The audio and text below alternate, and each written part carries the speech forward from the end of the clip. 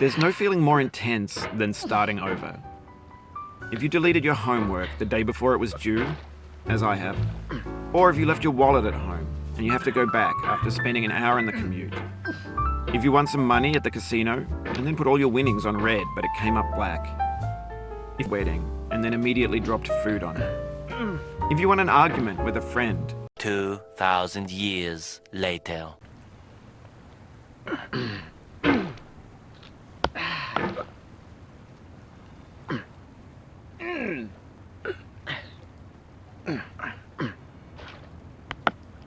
Thanks for coming with me on this trip. I'll understand if you have to take a break at any point. Just find a safe place to stop and quit the game. And don't worry, I'll save your progress, always, even your mistakes.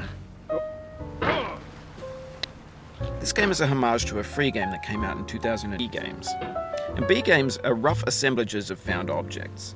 Designers slap them together very quickly and freely, and they're often too rough and unfriendly to gain much of a following. They're built more for the joy of building them than as polished products.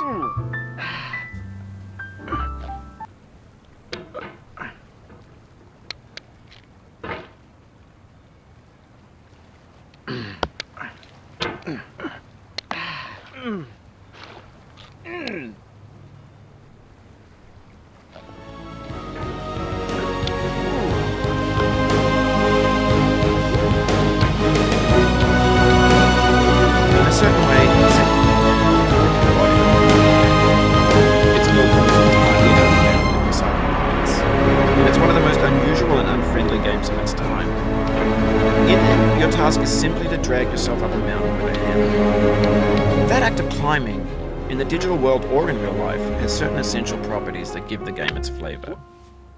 No amount of forward progress is guaranteed. Some cliffs are too sheer or too slippery, and the player is constantly, unremittingly in danger of falling and losing everything. Anyway, when you start sexy hiking, you're standing next to this dead tree that blocks the way to the entire rest of the game. It might take you an hour to get over that tree, and a lot of people never got past it. You prod and you poke at it, exploring the limits of your reach and your strength, trying to find a way up and over. And there's a sense of truth in that lack of compromise. Most obstacles in video game worlds are fake. You can be completely confident in your ability to get through them once you have the correct method or the correct equipment or just by spending enough time. In that sense, every pixelated obstacle is real. The obstacles in Sekiro are unyielding, and that makes the game uniquely frustrating. But I'm not sure Yasuo intended to make a frustrating game. The frustration is just essential to the act of climbing, and it's authentic to the process of building a game about climbing. A funny thing happened to me as I was building this mountain.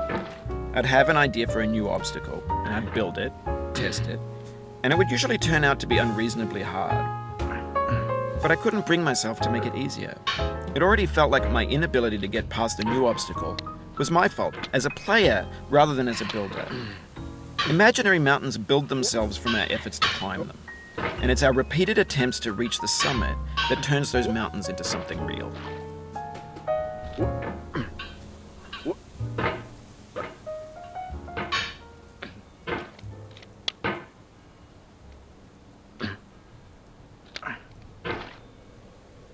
When you're building a video game world, you're building ideas. And that can be like working with quickset cement. You mold your ideas into... But I want it now! Down, down,